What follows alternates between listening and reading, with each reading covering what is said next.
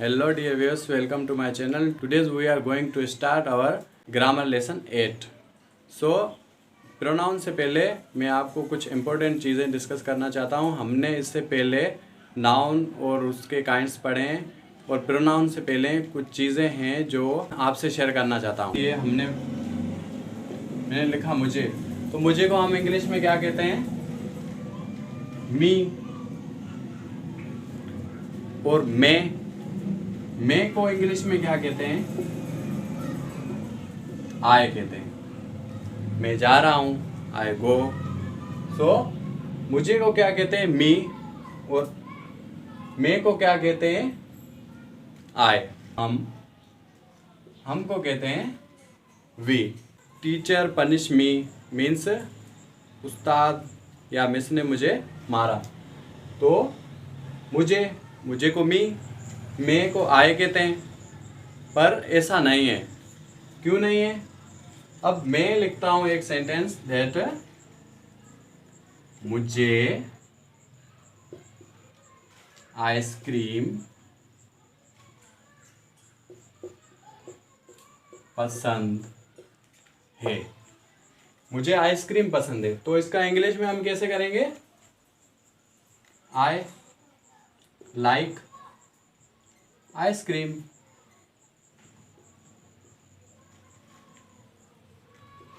तो इसमें भी मुझे आया और इसमें आय दिखाया जाता है। आय मैं को बोलते हैं, पर ऐसा नहीं है। हम अगर उर्दू या हिंदी के हिसाब से अगर इंग्लिश सीखेंगे तो उसमें काफ़ी सारी दिक्कतें आ सकती है, क्योंकि यहाँ पे इनके केस होते हैं। सब्जेक्टिव केस होता है, नॉमिनेटिव होता है, पजेसिव होता है, ऑब्जेक्टिव होता है, वो केसेस होते हैं। जैसे कि मैं कभी कभार फेसबुक पर लिखा हुआ होता है कि Imran and me going to Murree, so travelling to Murree. Imran and me travelling to Murree. So ये बिल्कुल ही जो सेंटेंस अगर इंग्लिश के लिहाज से देखें तो वो सही नहीं है, क्योंकि इमरान और उसके साथ आए लगेगा। मतलब Imran and I travelling to, तो उसके साथ आई लगेगा। क्यों लगेगा? क्योंकि वो सब्जेक्ट है, सब्जेक्ट खुद अपने बारे में बता रहा है। ये व्यस प्रोनाउन से पहले हम जानेंगे कि नाउन क्या है। तो noun is the name of any person, place, thing और एन आइडिया। सो हम नाउन किसको बोलते हैं? किसी जगह को बोलते हैं। किसी हम बंदे को बोल सकते हैं, उसके बंदे को नाम से पुकारेंगे तो वो नाउन हो जाएगा हमारा। किसी जगह का नाम या किसी चीज़ का नाम या किसी ख्याल का नाम। देन नाउन तो समझ में आ गया आपको कि नाउन क्या है? वेणुगोपाल अय्यर मुत्तुस्वामी वेणुगोपाल अय्यर चिन्नस्वामी मुत्तुस्वामी वेणुगोपाल। देन आ जाता है हमारा प्रोनाउन। और प्रोनाउन के भी काइंड्स है, जैसे कि मैंने नाउन के काइंड्स पढ़ाए लेसन नंबर 7 में, जो प्लेलिस्ट बनी हुई है हमारे यूट्यूब चैनल पे। तो प्रोनाउन के वैसे ही काइंड्स है, पर प्रोनाउन के काइंड्स डिटेल में समझने से पहले कुछ चीज़ें हमें समझनी चाहिए। प्रोनाउन का जो पहला जो काइंड है वो है personal pronoun. Means personal pronoun means person से शुरू होता है, तो मीन्स किसी शख्सियत का नाम, मतलब किसी शख्स का नाम। तो पर्सनल प्रोनाउन में ये चीज़ें आ जाती है। कौन सी? I, we, you, they, he, she, it. अब इट बोलेंगे आपके, ये तो नॉन लिविंग थिंग्स के लिए यूज़ होता है।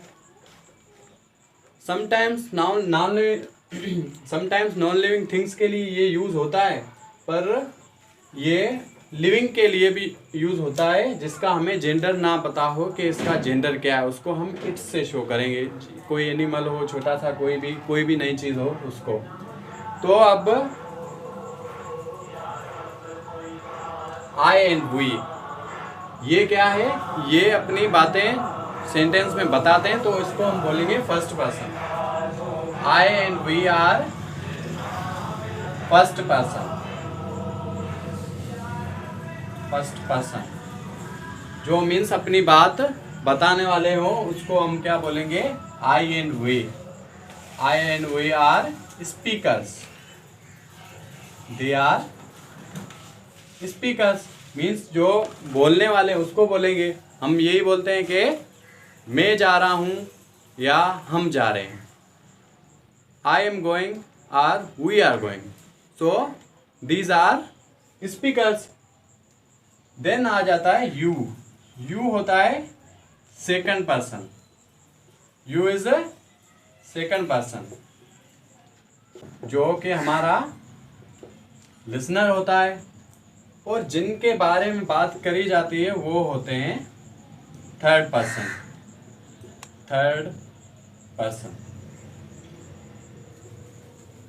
और थर्ड पर्सन के बारे में कुछ कहा जाता है तो वो कहलाते हैं थर्ड पर्सन। मतलब first person, second person, third person. First person speakers होते हैं जो अपनी बात खुद बोलते हैं, जैसे I go to school, we go to school. मैं स्कूल जाता हूँ, हम स्कूल जाते हैं। तुम स्कूल जाते हो, ये लिसनर होता है। लिसनर को क्या बोलेंगे, तुम स्कूल जाते हो मीन्स ये सुनने वाला बंदा है। सामने जिसको हम कोई बात बता रहे हैं ये बताने वाले बंदे होते हैं, ये सुनने वाला बंदा होता है, और जिनके बारे में बात की जाती है वो ये बंदे होते हैं।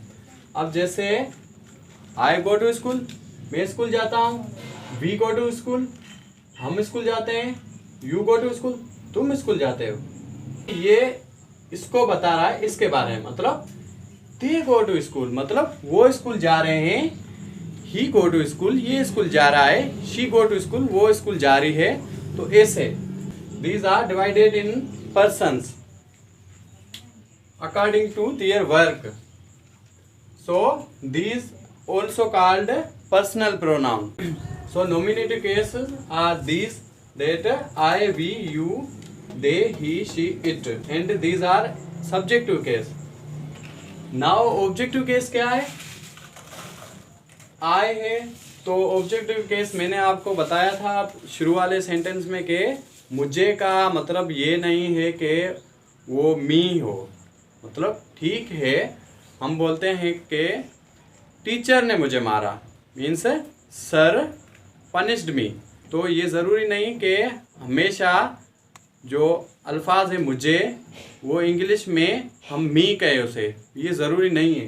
क्योंकि वैसे तो हम कहते हैं मुझे कार पसंद है तो हम इंग्लिश में कौन सा लिखते हैं, I like car, not me like car, because of objective case.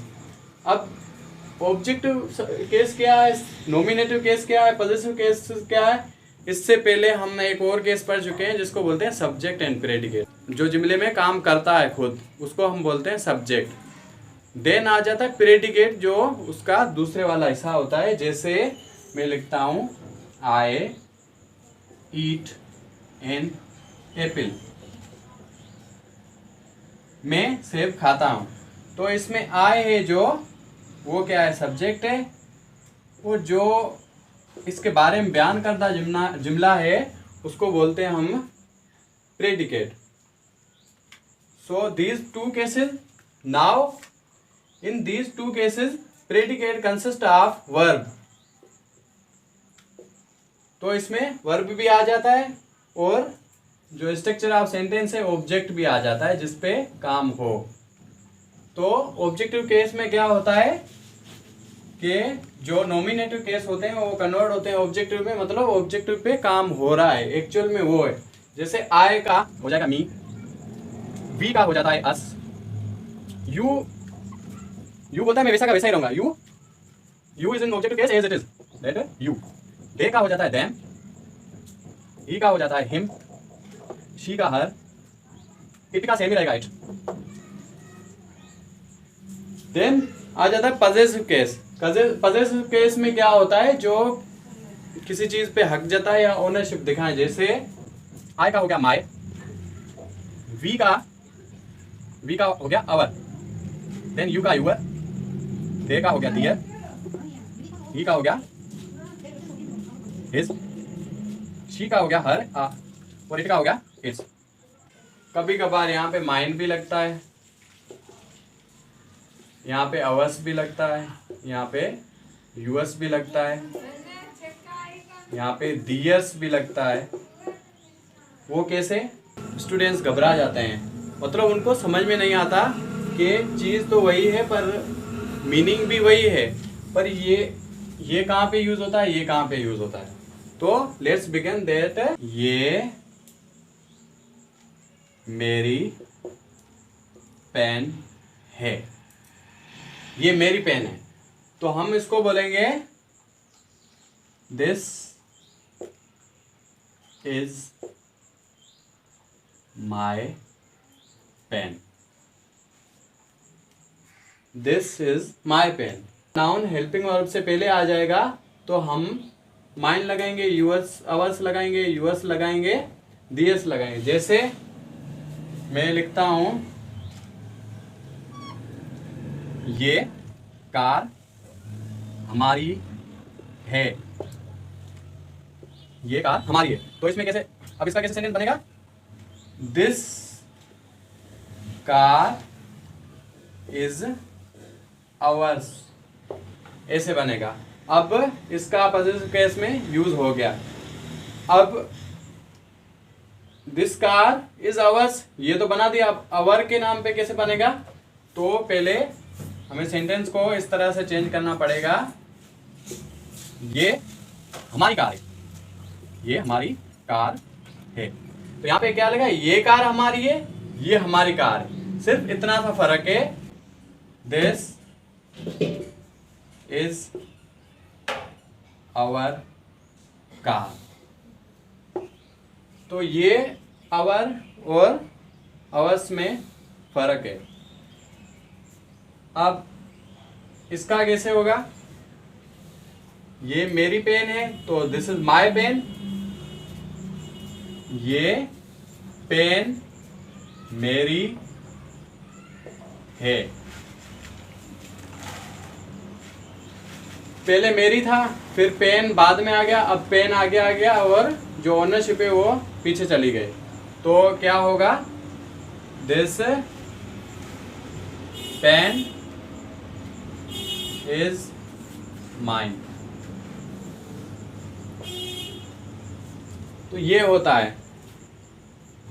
अब ये लिखा हुआ है यूअर, तो इसका कैसे बनेगा? ये आपकी किताब है, ये आपकी किताब है, तो हम इसका बनाएंगे दिस इज यूअर बुक। ये आपकी किताब है, दिस इज यूअर बुक। अगर इसी जगह पे हम बोले कि ये किताब आपकी है, जैसे देखिए सेंटेंस सेम है पर क्या है, केसेस थोड़े चेंज हो रहे हैं तो पूरा सेंटेंस चेंज हो रहा है। तो ये आपकी किताब है, दिस इज योर बुक, ये किताब आपकी है, तो इसका बनेगा दिस बुक इज यूएस। जो नेक्स्ट वीडियो आएगी ग्रामर लेसन 9 की, उसमें हम प्रोनाउन के बारे में अब अच्छे से समझ गए और समझ जाएंगे।